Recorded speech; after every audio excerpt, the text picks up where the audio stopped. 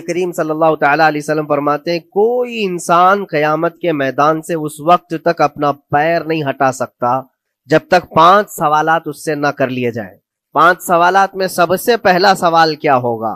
اللہ تعالیٰ یہ پوچھے گا کہ میں نے تجھے جوانی دی، تو نے کہاں کہاں خرچہ کیا؟ یہ پہلا سوال ہے۔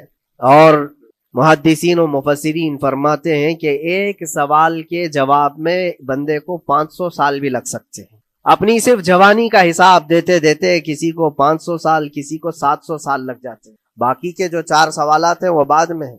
اللہ نے صحت عطا کی تو اس کا استعمال کیسے کیا، دولت عطا کی تو اس کا استعمال کہاں کیا۔ صرف جوانی کا جواب دینے میں جب 500 سال لگ جاتے ہیں تو پوری زندگی کا حساب کیا دے پائے گا؟ اسی لیے میرے عزیزو، جس کے پاس آج جوانی ہے یا گزر چکی ہے وہ غنیمت جانے، ایک ایک لمحے کو غنیمت جانے۔ اور ایک حدیث پاک میں آپ کو بتاتا ہوں، اللہ کے حبیب صلی اللہ تعالیٰ علیہ وسلم فرماتے ہیں 5 چیزوں کو 5 چیزوں سے پہلے غنیمت جانو۔ اس میں سے 2-3 میں ذکر کرتا ہوں۔ حضور پاک صلی اللہ تعالیٰ علیہ وسلم فرماتے ہیں اپنی صحت کو غنیمت جانو بیمار ہونے سے پہلے۔ آج صحت مند ہو تو اس کی قدر کرو بیمار ہونے سے پہلے۔ ہاتھ نہیں ٹوٹا ہے ابھی، پاؤں نہیں ٹوٹا ہے، سر سلامت ہے، سوچنے کی طاقت ہے، زبان سلامت ہے۔ اپنی صحت کو غنیمت جانو اور ہر دن اللہ کا شکر ادا کرو کہ مولا میری طاقت اور میری حیثیت سے زیادہ تو نے مجھے عطا کیا۔ اور اگر اپنی صحت کا خیال نہیں ہے، قدر نہیں ہے، تو جاؤ کبھی کسی کینسر ہاسپٹل میں جا کر کے دیکھو، کئی ایسے لوگ ہیں جو موت اور حیات کے بیچ لڑ رہے ہیں۔ کچھ تو ایسے ہیں جو روز موت کی تمنا کرتے ہیں لیکن موت بھی نہیں۔ مجھے یاد ہے آج تقریباً 8-9 سال ہو گئے ہوں گے، ایک کینسر ہاسپٹل میں ایک ادھیڑ عمر کے شخص سے ملاقات۔ میں تیمارداری کے لیے یا عیادت کے لیے جایا کرتا تھا۔ اس شخص نے بستر پر لیٹے لیٹے کہا اس کے گردن میں ایک ایسی عجیب قسم کی کینسر کی پھنسی تھی جس سے ہمیشہ خون اور پیپ رستا رہتا ہے، کافی دنوں سے ہاسپٹلائزڈ ہے۔ لیکن ایک اس کی جو گڑ گڑاہٹ دیکھا اور ریکویسٹ میں نے سنا، کہا کہ حضرت صرف اتنی دعا کر دے کہ میرا سر اٹھے اور میں سجدہ کر سکوں۔ اس لیے کہ جوانی میں نے سجدے نہیں کی، اللہ کی عبادت نہیں کی، اور آج شدت سے خواہش ہوتی ہے کہ میں عبادت کروں یا سجدہ کروں، لیکن سر اٹھاتا ہوں تو یہاں سے پیپ اور خون شروع ہو جاتا ہے۔ اب وہ طاقت نہیں ہے۔ اس دن میرے دل پہ یہ بات لگی، کیا سچ فرمایا میرے آقا صلی اللہ علیہ وسلم نے، اپنی صحت کو غنیمت جانو بیمار ہونے سے پہلے۔ کہیں ایسا وقت نہ آئے کہ تم سجدہ کرنا چاہو لیکن تمہارا سر اٹھانے کے قابل بھی نہ رہے، تمہارے پاس وہ طبیعت بھی نہ رہے۔ ایک یہ تو پہلی چیز ہے۔ دوسری چیز، نبی مکرم صلی اللہ علیہ وسلم ارشاد فرماتے ہیں کہ تم اپنی جوانی کو غنیمت جانو بڑھاپا آنے سے پہلے۔ جوانی کو غنیمت جانو بڑھاپا آنے سے پہلے۔ آپ کو پتا نہیں ہے بڑھاپا کیا ہوتا ہے؟ بڑھاپے میں صرف خواہشیں رہ جاتی ہیں، کرنے کی تمنا رہ جاتی ہے لیکن طاقت نہیں رہتی۔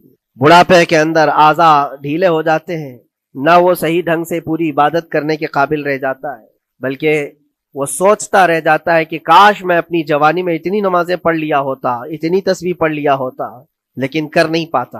اسی لیے اللہ کے نبی صلی اللہ علیہ وسلم نے فرمایا بڑھاپا آنے سے پہلے اپنی جوانی کی قدر کر لو۔ اور اتنی تیزی سے یہ جوانی جاتی ہے پتہ بھی نہیں چلتا، بہت تیزی سے گزر جاتی ہے۔ جوانی ایسا شباب ہے کہ یہ بجلی کی طرح بھاگتی چلی جاتی ہے، کیونکہ جوان ہوتے ہی آدمی کے اوپر ایسی ذمہ داریاں آئیں، اس کو شادی کا خیال آیا، شادی کیا، بچوں کا خیال آیا، بچے ہوئے، پالنے کی بات، گھر بنانے کی فکر، بزنس کی فکر، جاب کی فکر، ان تمام چیزوں میں اتنا گھرا رہا کہ جوانی نکل گئی، بال سفید ہو گئے، پتہ ہی نہیں چلا، بڑھاپا آ گیا۔ اور اس کے بعد بڑھاپے میں اس کو احتساب کرنے کا موقع ملے تو سوچتا ہے کہ میرے پاس جوانی کے اتنے سال تھے، کاش میں عبادت کیا ہوتا یا کچھ کر لیا ہوتا۔ لیکن ایک بات یاد رکھو، گیا وقت پھر ہاتھ آتا نہیں، سدا دور دورہ دکھاتا نہیں۔ سب سے قیمتی چیز دنیا کی یہ وقت ہے جو گزر جاتا ہے۔ آج کا جمعہ پھر ہم صدیوں بعد بھی یا جتنی بھی زندگی ہو یہ دوبارہ نہیں لے سکتے، یہ واپس نہیں آئے گا ہماری زندگی میں۔ 2024 کا یہ آخری جمعہ ہے، پوری دنیا سر پٹک لے دوبارہ یہ جمعہ واپس نہیں لا سکتی گزر جانے کے بعد۔ یہ نظام کائنات ہے، وقت گزر رہا ہے۔ الوقت کالسیف، یہ وقت تلوار کی طرح ہے، اس کو تم کاٹ دو ورنہ یہ تمہیں کاٹے گا۔ تیسری چیز رسول پاک صلی اللہ تعالی علیہ وسلم ارشاد فرماتے ہیں، 2 چیزیں میں نے بتایا، پہلی یہ کہ صحت کو اپنی قدر کرو، غنیمت جانو بیمار ہونے سے پہلے۔ دوسری چیز ہے اپنی جوانی کی قدر کرو بڑھاپا آنے سے پہلے۔ اور تیسری سب سے امپورٹنٹ ہے، اللہ کے نبی نے فرمایا زندگی کو غنیمت جانو موت آنے سے پہلے۔ پہلے والی 2 چیزوں میں تو تمہارے پاس موقع تو ہے، صحت چلی گئی، بیمار ہے لیکن بیماری میں بھی توبہ کر رہا ہے، اللہ اللہ کر رہا ہے، چلو ٹھیک ہے۔ جوانی چلی گئی لیکن بڑھاپا ہے، بڑھاپا میں تو اللہ اللہ کر رہا ہے، عبادت کر رہا ہے، یہ دونوں میں تو موقع ہے۔ لیکن زندگی ختم ہو گئی، موت آ گئی، تب پھر کیا ہے؟ موت کے بعد پھر کوئی عمل نہیں ہے، موت کے بعد کوئی عمل نہیں۔ حضرت سفیان ثوری رضی اللہ تعالیٰ عنہ کی وہ بات مجھے یاد آتی ہے، ایک جنازہ جا رہا تھا اور اس جنازے کے پیچھے ایک 8 سال کی بچی روتی ہوئی جا رہی تھی، اس کے باپ کا جنازہ تھا، بہت رو رہی تھی، بہت گڑ گڑا رہی تھی۔ کیا جملہ کہہ رہی تھی؟ کہتی تھی کہ ہمارے گھر پر، ہم پر جو آج مصیبت آئی ہے، اس سے بڑی مصیبت کبھی آئی نہیں، بہت بڑا صدمہ ہے، بہت بڑی مصیبت ہے۔ تو حضرت سفیان ثوری نے اس بچی سے کہا، بیٹا تمہارے اوپر جو مصیبت آئی، تمہارے گھر پر جو آئی، وہ کل کو ٹھیک ہو جائے گی، تم پھر معمول پر آ جاؤ گے، بلکہ بات یہ ہے تمہارے باپ پر جو آئی ہے وہ سب سے بڑی ہے، وہ موت ہے، وہ سب سے بڑی ہے، کیونکہ وہ پلٹ کر کے آنے والا نہیں ہے۔ جنازے کو دفن کر دیا گیا۔ دوسرے دن قبرستان میں حضرت سفیان ثوری کہتے ہیں اسی قبر کے پاس میں اس بچی کو روتے ہوئے دیکھا۔ بچی کو باپ سے بڑا لگا ہو رہا ہوگا، قبر کے پاس بیٹھ کر کے رو رہی تھی، یوں کہہ رہی تھی، ابا آپ بیمار تھے، میں دوائی لا دیتی تھی، آپ سونے کے لیے جاتے میں بستر جھاڑ دیتی تھی اور بچھونے بچھا دیتی، آپ کو اڑا دیتی چادر، اور آپ کو کھانا میں لا کر پروس دیتی۔ کل کی رات کیسی گزری؟ کیا کسی نے دوائی پوچھی آپ کو؟ کیا کسی نے کھانا پوچھا آپ کو؟ کیا کسی نے بستر جھاڑ کر دیا اور کسی نے آپ کو اوڑھنا اڑایا؟ وہ روتی ہوئی اپنے باپ سے، مرحوم باپ سے باتیں کہی جا رہی تھی۔ حضرت سفیان ثوری اٹھاتے اور کہتے ہیں، بیٹا یہ سوالات اب نہ کر اپنے باپ کو کہ کسی نے کھانا پوچھا، دوائی پوچھی، بستر بچھایا، نہیں، اب یہ پوچھ اپنے باپ سے، کل ہم نے جو آپ کو صحیح سلامت دفن کیا، چہرہ ابھی تک سلامت ہے یا نہیں؟ ابھی تک پیٹ سلامت ہے یا نہیں کہ پھاڑ دیا گیا؟ کفن ابھی تک باقی ہے یا چھین لیا گیا ہے؟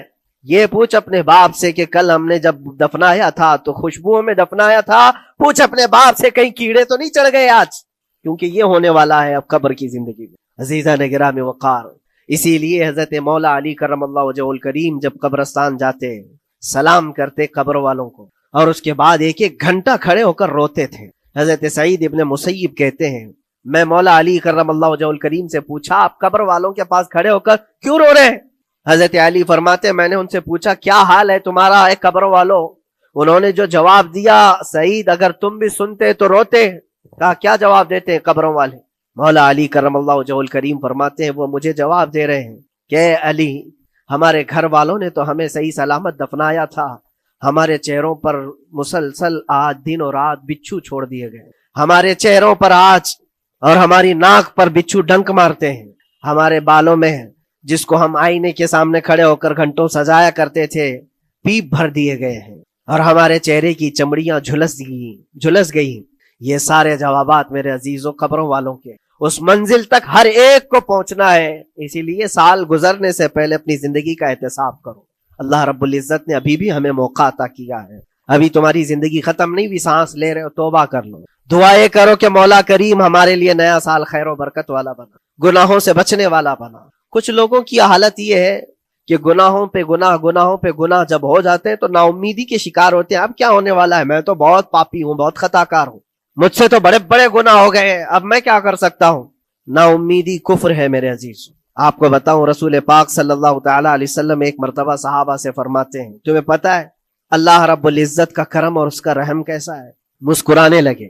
صحابہ نے پوچھا آپ کیوں مسکرا رہے ہیں؟ کہا اللہ تبارک و تعالی فرماتا ہے کہ صحرا میں چلنے والا ایک آدمی، غور سے سنیے گا، صحرا ڈیزرٹ، صرف ریت کا میدان، کہیں کوئی جھاڑ نہیں، کوئی عمارت نہیں، کوئی چھاؤں لینے کی جگہ نہیں، کوئی ایک بندہ اپنی اونٹنی پر ساز و سامان رکھ کر کے چل رہا تھا۔